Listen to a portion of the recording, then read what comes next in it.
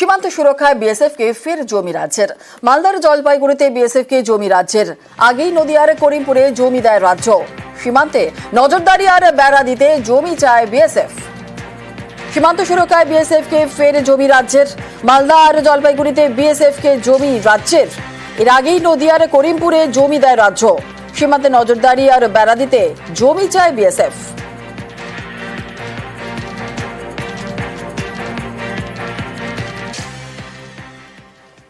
হাইকোর্টেও জামিন হলো না চিন্ময় কৃষ্ণর। চিন্ময় কেন জামিন পাবেন না প্রশ্ন বাংলাদেশ হাইকোর্টের। ইউনূস সরকারকে প্রশ্ন বাংলাদেশ হাইকোর্টের। আর 2 সপ্তাহে ইউনূস সরকারের জবাব তলব।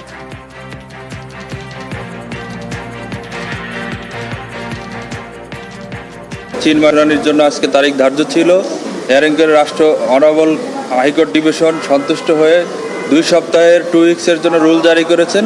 কেন তাকে জামিন দেওয়া হবে না এই মর্মে 2 উইকসের রুল জারি করেছে।